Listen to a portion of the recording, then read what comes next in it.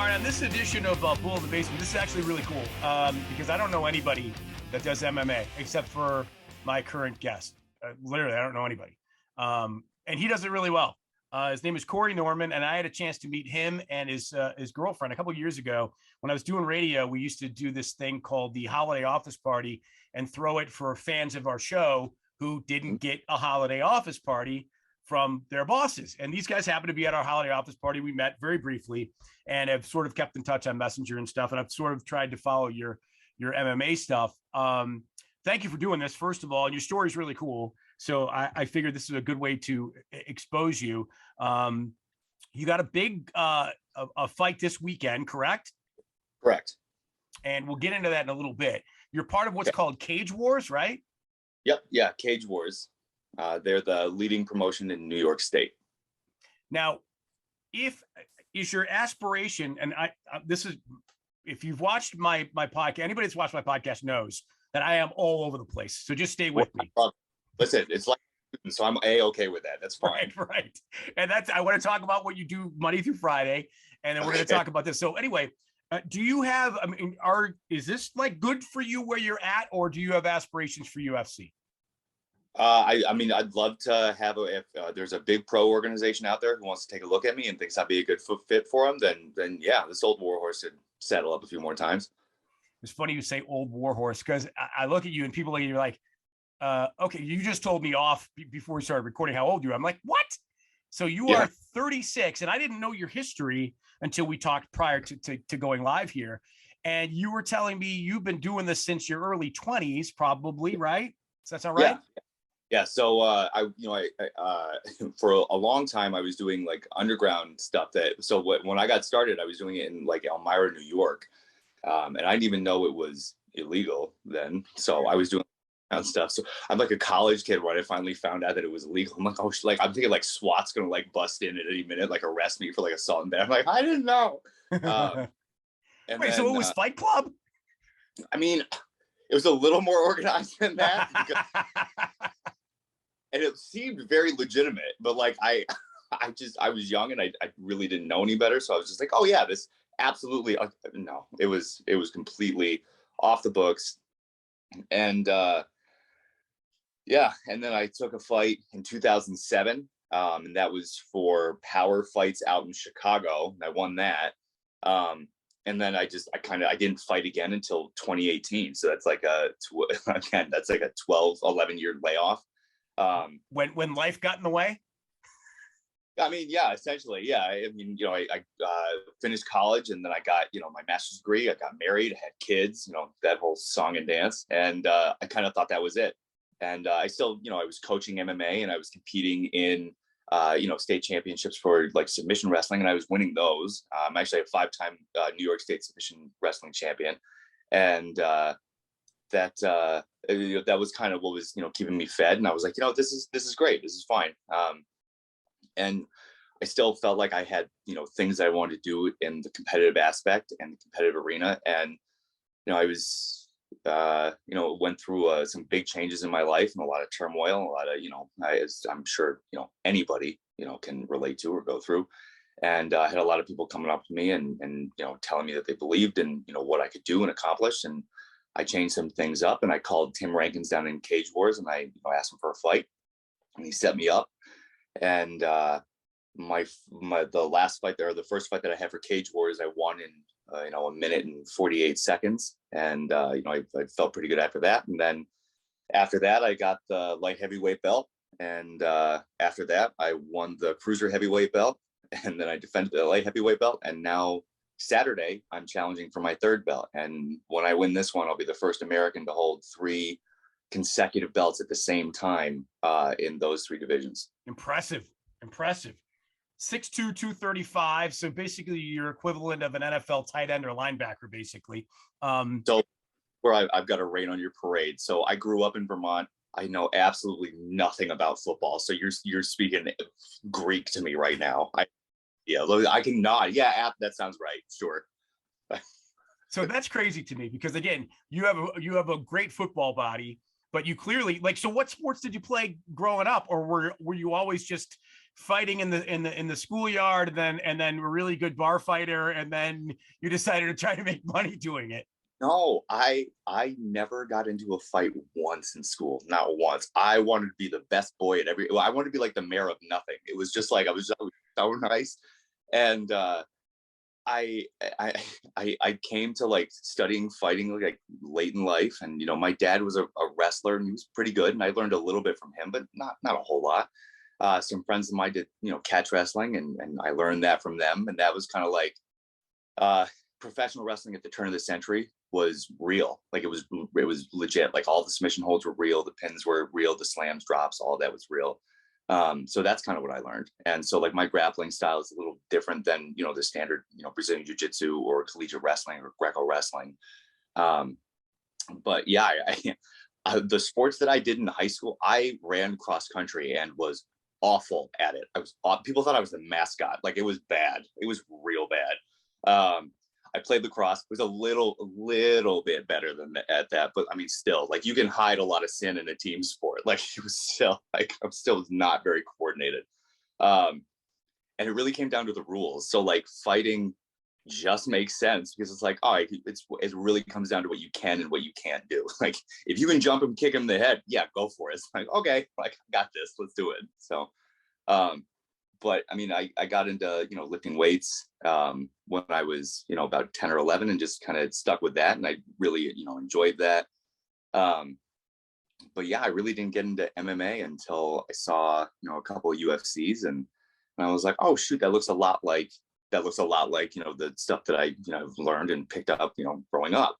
And then I would, go to different gyms and it just kind of through happy accidents and serendipity, whatever the hell you want to call it. I met some, pretty important people and some pretty talented people, and I learned from them. I was going to say, you have like, again, we're going to be all over the place in this interview, but Love it. You have a look to you where obviously not only could you be marketable in what you're doing now, but I can totally see you, and I'm sure people have told you this, I could totally see you in WWE. Like you're all tatted up. Like, we already told you what your body looks like. You probably got -% body fat, which makes me sick. But I mean, has anyone ever told that to you that, hey man, what you have choices physically, right? I mean, it's funny. So no, short answer, not really. When I was in high school, my lacrosse coach told me, who was still, I mean, one of my, greatest mentors, his name is Bucky Brandt. Hey Bucky. And he pulled me aside one day. He's like, you're not very athletic. I was like, no, I know. He's like, I know you like lifting weights. He's like, that's good. He's like, it'll keep you healthy. He was like, but it's like he's like, just join professional wrestling. He's like, something. He was like, you can do that. So he is the only person who have said that now too. Now there's two people who are saying. There you go. So let's get to, I'll get to the fight this weekend and MMA for you. And okay. Your specialties and why you're good at it and this, that, and the other thing. But you're an interesting guy too, because what you do Monday through Friday is pretty interesting. So I think people just assume that people that do MMA to make money at it do it like, and I'm assuming guys that are in the UFC, probably that is all they do, right? Is just train nonstop, right? Yeah. Go ahead. Yeah. No, I mean, I got my master's degree for a reason. I wanted to use it. So, I teach social studies for at-risk and troubled youth. And so my question for you is, and you're a guy that does MMA. So when you get into the octagon and you're going to do MMA, obviously there's the switch you got to flip, right? And you can't be Mr. Nice Guy. And you yes, you have to be controlled. You can't be reckless, but when you're dealing with at-risk kids, some of whom I'm assuming might have behavioral issues. All of them. Yeah. How, I'm just thinking, you're a lunatic in the octagon and you're obviously physically imposing. How do you balance that with dealing with your kids day to day? I mean, it's really unique. So I mean, really the only kids that I lose it with on a daily basis are my daughters. But I mean, that just happens.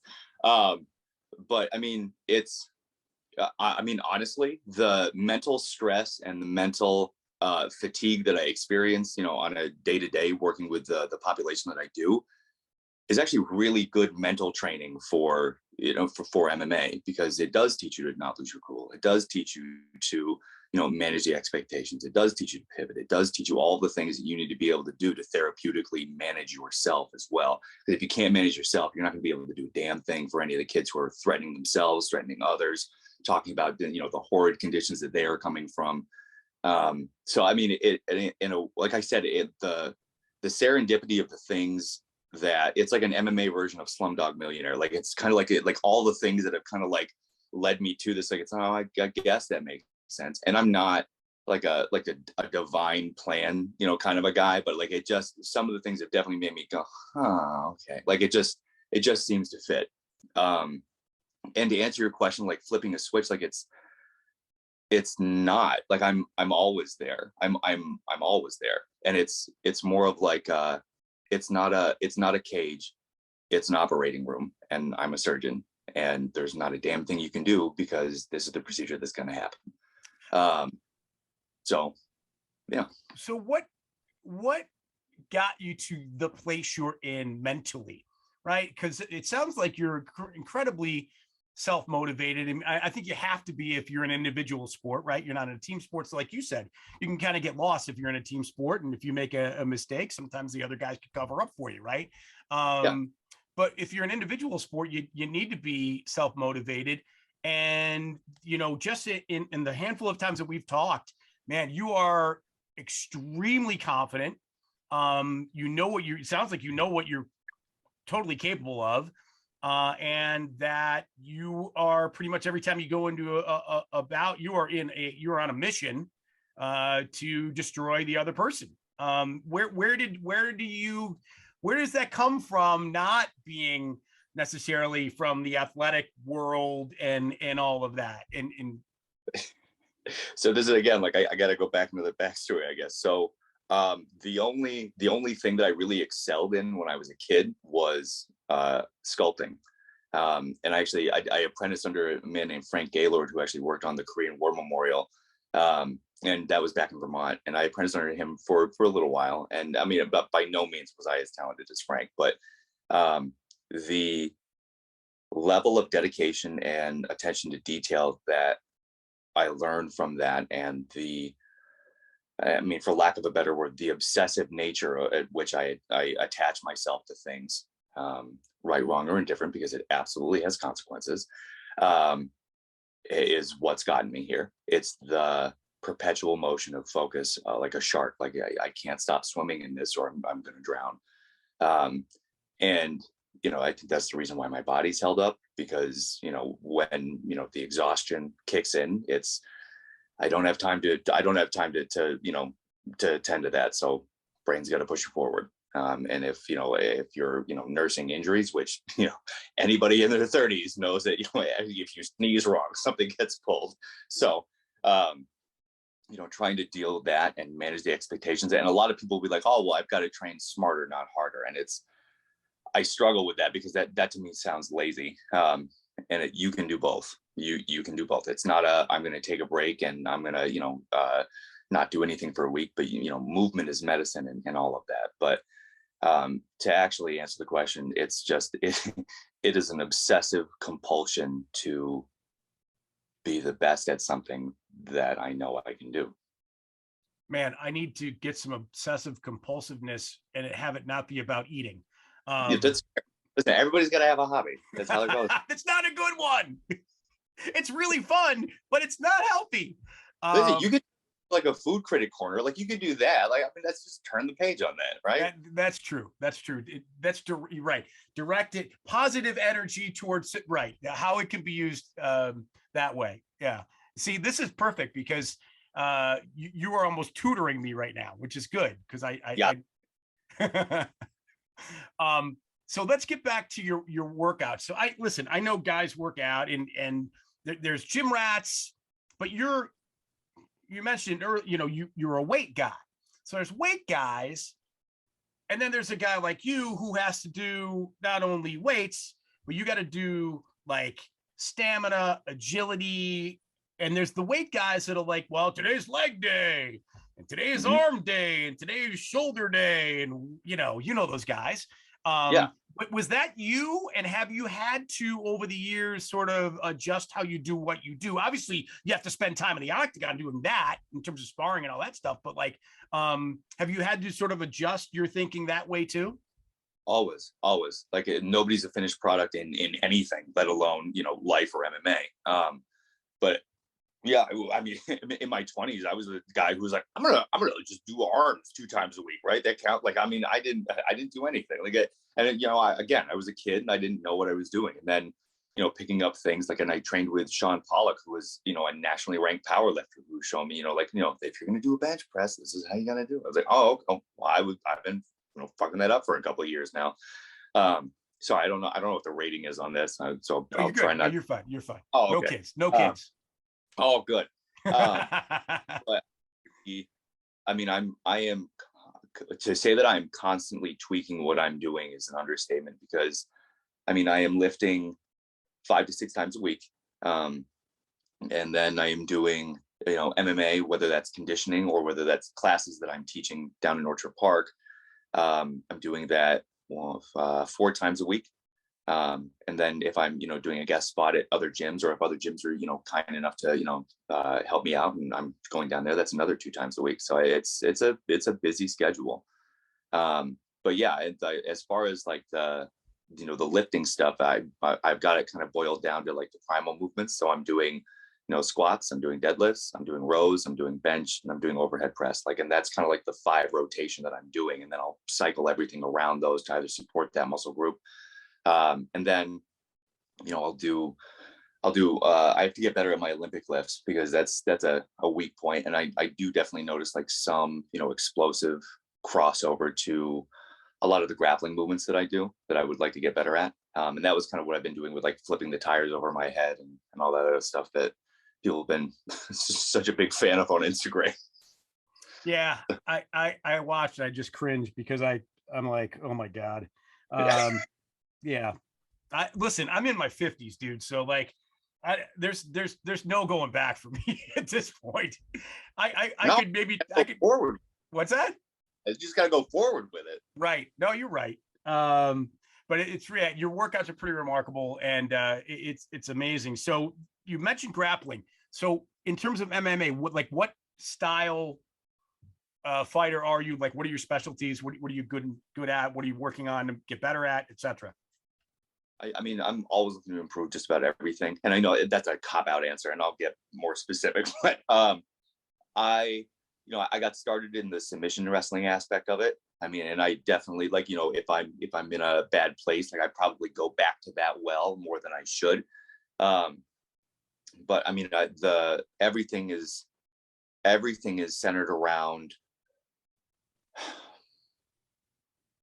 finding and dragging my opponent to where they're going to be weakest. So if they are a really good striker, I'm going to drag them to a spot where, you know, they're not comfortable, because that discomfort and that animal panic that nobody can get away from when they are that uncomfortable, I mean, that is the stuff that breaks will. And that is, I mean, a lot of people ask me like, oh, you know, do you have a preferred finish? That's my preferred finish. Like when I hear that animal, like when I hear that, I can keep going all day at this. Like that is like one of the best feelings ever in MMA, which sounds like I'm a sadist, but I mean, it is like, and at that moment, like if I can clinch up with somebody and I can feel them try to like scoot back because they're panicked about the clinch, or if I, you know, land a punch and I see somebody faint, you know, really kind of shirking back from my feints, or if I land a lot of leg kicks and I see people really kind of getting ready to switch,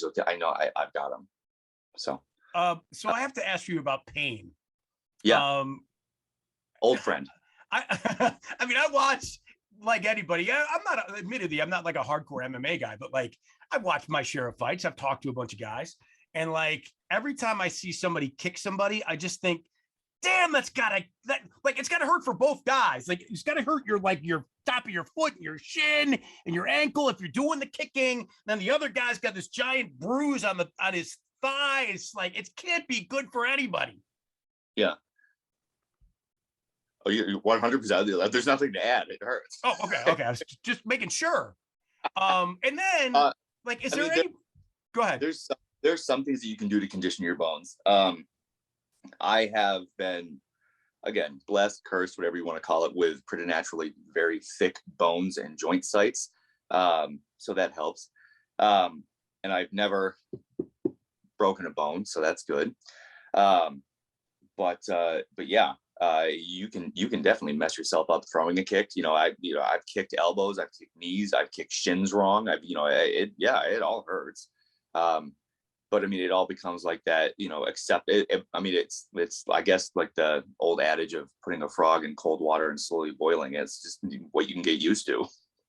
Yeah. Well, that's what I was going to ask you, because the same thing, like, how could you possibly get used to getting an elbow in the face or a fist in the face? Like, I haven't been in a fist fight since I was in 8th grade, and I was bad then at fighting, terrible. And I used to, because I was a bad loser on the basketball court or the football field, I would just fight people because I was a terrible loser. And I would fight the worst people I could possibly fight, like the strongest kid, the biggest kid, the best athlete. I'd fight him because I was just an idiot, and I got killed every time I fought. And I don't know how I learned not to fight anymore. It just got to the point where, like, all right, this is bad. I'm taking losses one after the other. I'm bleeding out in the loss department. I got to quit. So I haven't been in a fist fight since the 8th grade. And also, this is this face.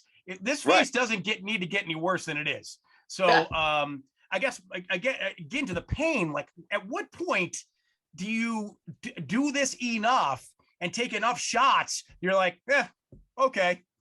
Or is it never like that? You just learn, you've been conditioned to get through it, which to me, as a novice, as a nobody in the sport, sounds impossible. But I would rather, I would rather get hit. I mean, here's the thing, like, I don't really, so, okay. So it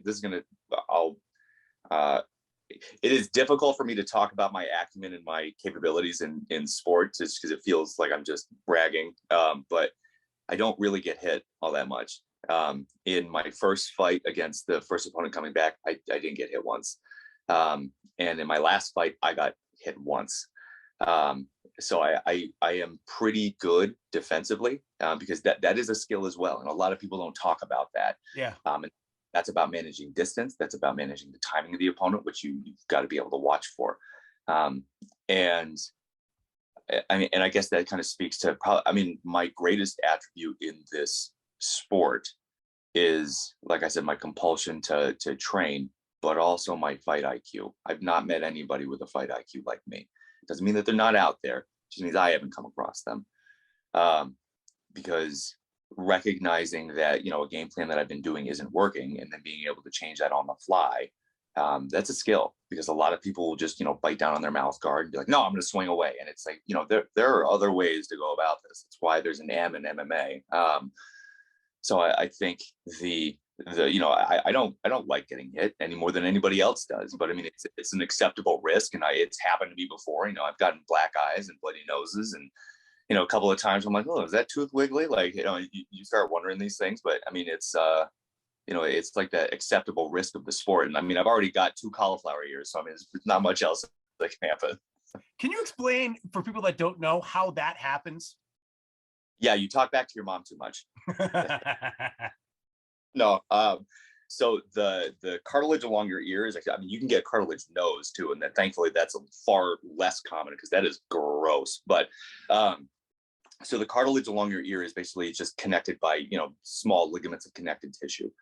What happens if there's a shearing force, or if there's a big enough impact that can cause shearing force? Essentially, what happens is that a pocket of fluid, weeping fluid, will just kind of fill up in there. And I've drained this one, and you can drain them. You can go and get them drained, but I drain them myself. Sorry, folks. I should have warned you ahead. Oh yeah, that sounds gross. No, yeah, and painful.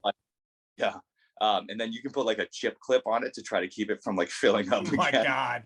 Oh, that was amazing. Like, you just put it on there. But yeah, you can do that, and then eventually it'll fill up. And this one filled up, and I just stopped doing it, and it's calcified now. So I mean, this is hard. So, what is it? And we haven't even gotten to your fight yet. Do you? So what's your record right now, like across the divisions? I'm 5-0. Okay, So this is still, you're relatively new to this. I mean, coming in your air quotes comeback. Yeah. Okay. So have you had a chance to, do you scout your opponent, and do you look at their past fights? I mean, is there a way to do that even? I don't even know. Yeah, absolutely. So this is a rematch, actually. This is the gentleman that I fought for the light heavyweight title. It's actually a gentleman that I'm very good friends with right now. He actually, when he called me about the fight, he's like, so, I got two questions for you. I was like, yeah, Al, what's up? He was like, would you want to be in my wedding party? And I was like, absolutely, sure. He's like, and do you want to fight me for the heavyweight belt? I was like, sure, buddy. That's remarkable. Yeah. Now he's an interesting opponent for you in a lot of different ways. You're sort of tall and lean. He's, yes. I'll call him stocky. I mean, is that fair? I mean, yeah, no, he says that he's the fittest fat guy that you're ever going to meet. So you're, and you've told that to him, I'm sure. Otherwise, he's not inviting you to be in his wedding. I've told it, like, he and I have talked, and I know that he disagrees with me on this. I think after I win this fight, I want to talk to him, because I would like to see him at middleweight, because even at light heavyweight, he was still, yeah, I mean, again, he just, I think that if he got down to middle, which is 185 pounds, so if he was walking around at 200 pounds and he cut to middleweight, I think he would be hell on wheels. And that's not to say that, I mean, he's 4-4 right now, so his record's 4-4, and he won his last fight. You know, he's a very good boxer. He's a decent wrestler, and he's got a lot of tools. But I honestly think that the extra weight slows him down. Yeah. From what I think his true potential can be. And this is not said to him already. Yeah. And it says on the poster that he's 260, so he'd have to drop some significant weight to get to where you think he'd be better, for sure. Yeah. But again, for a lot of you guys, like, he probably has a 9 to 5 Monday through Friday, right? Like you do. Yeah. He I want to say, I think he's working in foster care right now, actually. Okay. I think he's on deck to get a promotion, because we were talking the other day about it. So what is your diet like? I mean, are you gonna make me sick by saying you're 12 raw egg breakfast guy and all you do is protein shakes and kale? Like you have instead of hamburger helper, you have kale burger helper, and No. When I'm fighting at light heavy, and I've got to cut weight, I mean, it's pretty restricted. And you know, it takes a process to get down there, and I go about it a little bit differently than other people, I think. But when I am trying to cut down, so my normal walking weight is around 220 pounds. And right now I'm 242 pounds. And that's just to deal with the extra physics of being at heavyweight. And I mean, I was able to put on and stack on a pretty substantial amount of muscle, I was just eating a lot more, because I usually am, I go into a calorie deficit, and I'll do, intermittent fasting, and I'll do a bunch of other things. And this time around, I was like, no, I've literally I've got to get those calories in. So it was nice to kind of eat full calorie meals. It was nice to have a little bit more ice cream this time around.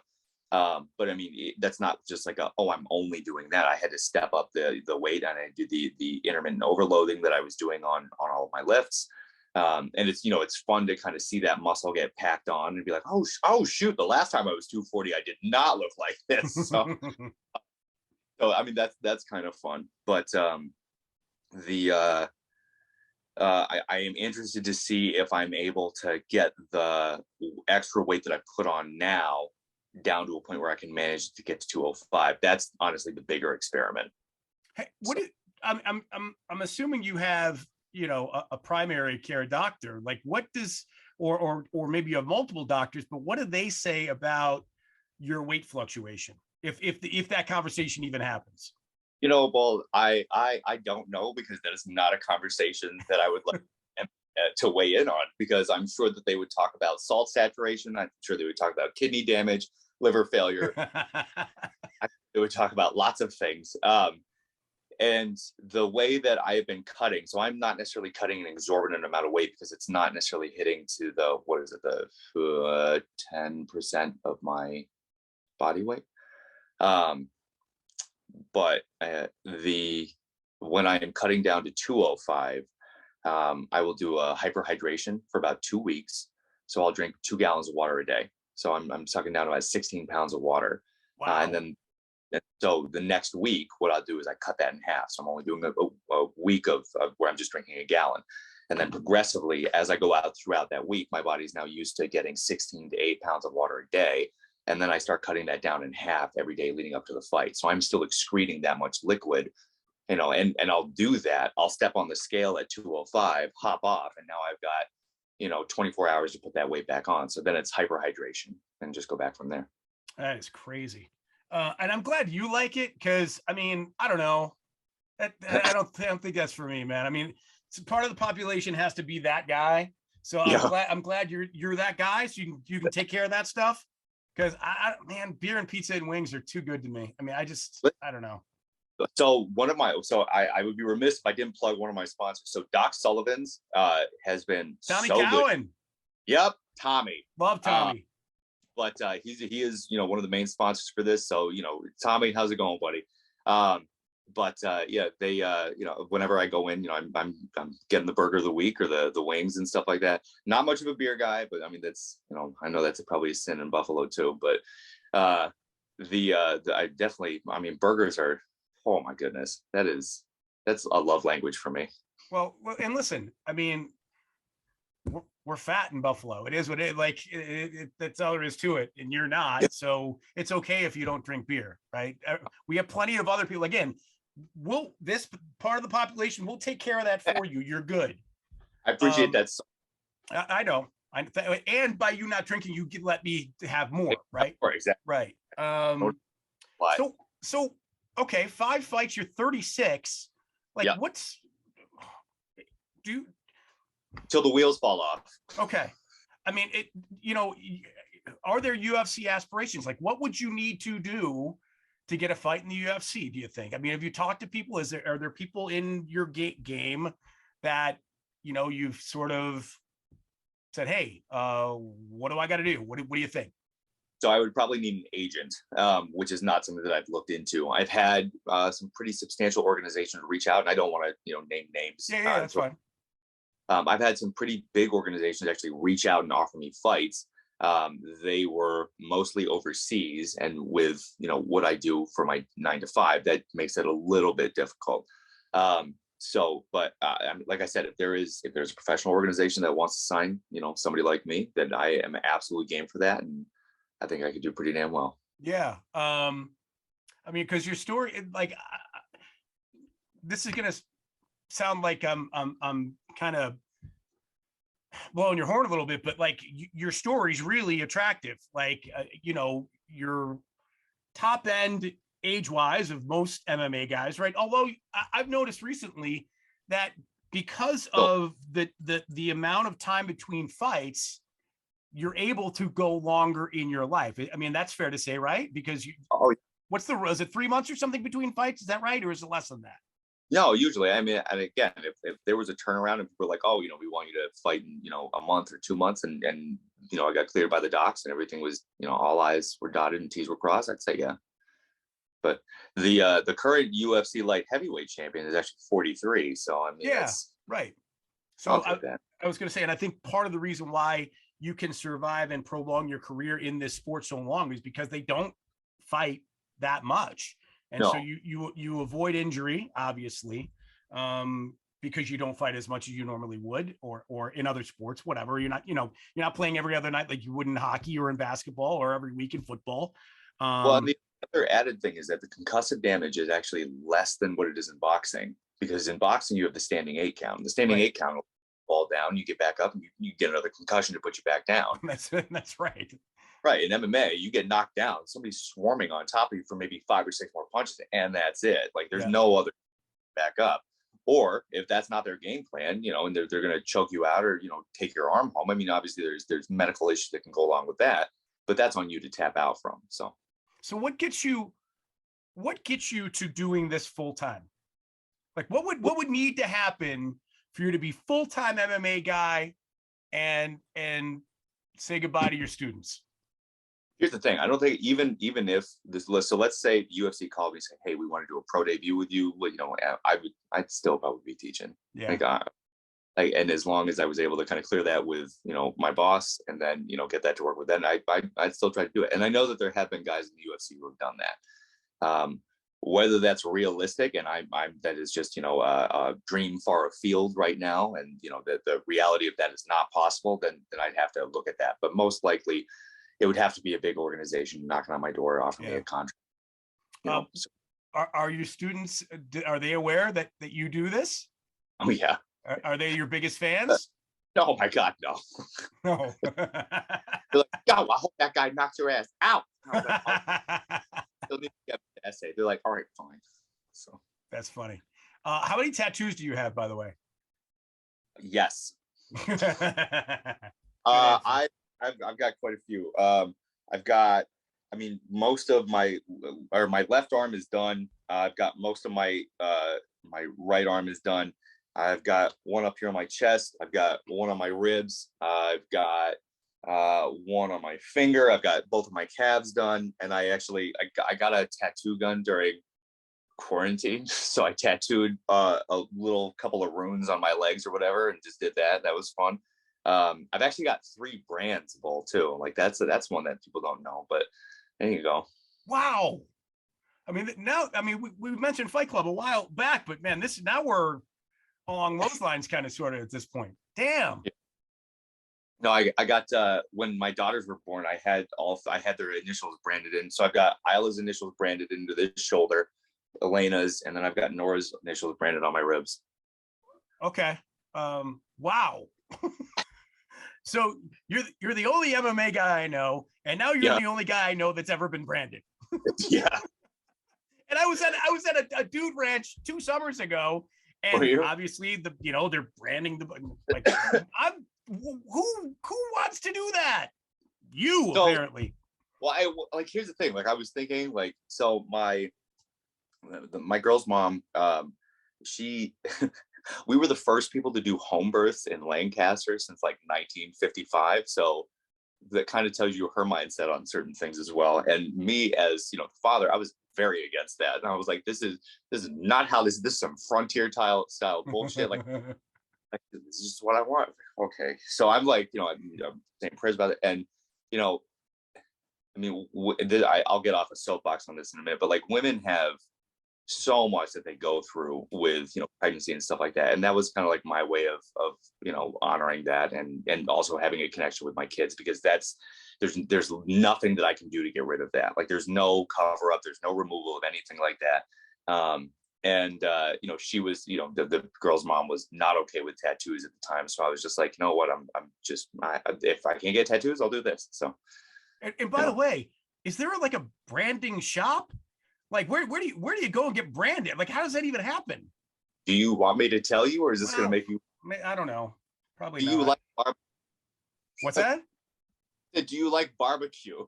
Oh yeah. Okay, then forget it. Never mind. Well, what you do, boy? I had pliers, nails, and a blowtorch. I'm good. I did. That's yeah.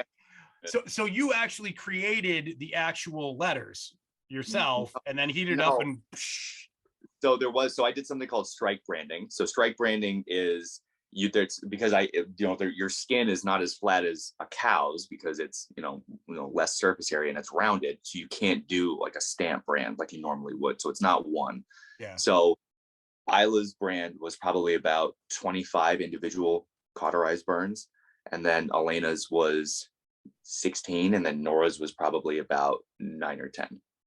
So it's because it was a little piece of a nail that you heat up until it gets cherry red. You let it get back down and pull it on. Okay. We're good. See, you asked the questions, and I gotta. You could have stopped me when I asked you about the pain of the kicking and the pain of getting punched or elbowed in the face. You could be like, "Listen, dude, I was branded, and I have 1,000 tattoos. So kicking in the face and elbowing in the face and kicking my shin and whatever, that's nothing." Here's the thing: getting tattooed on my ribs far worse than branding. I thought when I because the first tattoo I ever got was the one on my ribs. So I was like, oh, I've been branded. This will be a cakewalk. Like, it's fine. And I got the first time that I got hit with that needle, I felt like I was being stabbed. I was like, oh my God. I was like, no. So that was an experience. Have your daughters watched you fight? Have they been to a fight? They've not been to a fight. They've seen them online. What do they think? They'll give me advice and pointers. They're like, yeah, Daddy. They're like, what? They're like, this is just too long. They're like, could you just? I was like, oh. I mean, the reason why, so in my last fight, I ended up getting a TKO stoppage, and I hit the guy about 60 times before the ref pulled me off. And the reason why that happened was because my middle daughter, she was like, Daddy, she's like, why are you trying to just choke him? She's like, just hit him. And I was like, okay, Evie. Like, and I was, oh yeah, it's fine. And so like when I was on top of him, like I just heard her title. She's like, just hit him, Dad. I was like, okay. So it's crazy, man. And it's something I'm another thing I'm going to leave to you. So you're in charge of the MMA, you're in charge of the branding. I got a couple tattoos and they were fine, not a big deal. But yeah. Anyway. Listen, playing football sounds insane to me. Like when I see people get hit when they're running full like that, even with pads, I'm like, no, like none of that just sounds fun. Like, so when people are like, oh, MMA is a real extreme sport. Like, well, I'm not running full bore and tackling somebody. Like I don't have that capability. Or like, I mean, skateboarding, I'm going to throw you 20 feet in the air and just let Mother Earth pull you back to terra firma. Right. No me gusta. Yeah. I'll give you that. But I think we should all just stick with golf or maybe even baseball, whatever. Maybe. Or putt or something. Yeah. Right. I don't know if there's ever been a putt injury. Right. There can't be. Right. If there is one ever, if there's a documented putt injury, I want to find that guy and give him a real injury. Exactly. Right. Hey, dude, great. This has been an awesome discussion. This is great. Congratulations on everything. Thanks. I wish you luck this weekend after you beat your opponent. I hope he still wants you to be at his wedding. Yes. And certainly before we go, let people know where you are online so they can watch your insane workouts and see all your tats and all the other crazy stuff you're doing. So my Instagram is Coco Kaboom, and it's Coco_KA_boom on Instagram. And that's I'm on Facebook too, but I think I'm at my cap for friends on Facebook. So, whatever that is. And the fight will be, this Saturday, Cage Wars. The tickets are sold out. So if you want to buy it on pay-per-view, go to cagewars.com. The link should be there. So if you want to buy that. Like I said, I wanted to thank, Doc Sullivan's, Julie's Pizza, designed or customs by Cheyenne, who used to be my former aide at Gateway. She does custom shoes. She made me these dope shoes, which are on my Instagram. They look amazing, and I cannot wait to walk out to that. Thumpers Things, who's supplying me with all of like my shirts and walkout hoodie and all that stuff. All that stuff looks great. Blossom Buffalo, head on over to them. They'll hook you up with whatever you need to check out all that stuff. Bull, I've got to thank you. And two, I got a confession to make, man. Yeah. And I've been sitting with this for a long time. Uh-oh. So you know how we met at the Christmas party, right? Yes, sir. Right. So I called you that day, and I was like, I'm quite funny about my work as well. Told you the story. So all of the people that I brought with me were my guys from MMA, because I could not find any people from the Gateway to go with me. So when you were asking, like my friend Gerald, like, oh, you work at Gateway and you work at Roswell, you're a saint. He's just like, ooh, yeah. So he's like, and my friend Tommy, who has an anxiety issue, he's like, they're gonna find out, they're gonna kick us out, and then we're gonna be placed forever. I was like, nobody's gonna ask. So he ends up sitting in the bathroom for 45 minutes. Come on. Oh, 100. But he's terrified. He's terrified that I was like, what are they gonna do? They can find us out, and then like everybody's like, what are they gonna? They're gonna throw us out. Nobody's gonna touch us. So yeah, that's awesome. Well, I'm glad they enjoyed it, and I'm sorry he prevented other people from going into the bathroom. I know, right? Exactly. Which I Yeah. mean, get to tell that story, and Yeah. God, I hope. Yeah. So I hope Tommy's okay. yeah. Okay, good. Well, listen, win your fight and keep in touch, man. This was a lot Well, of fun. I'm glad we could do it. thank you so much. I appreciate it, Will. You got it, man. Good luck. Thanks.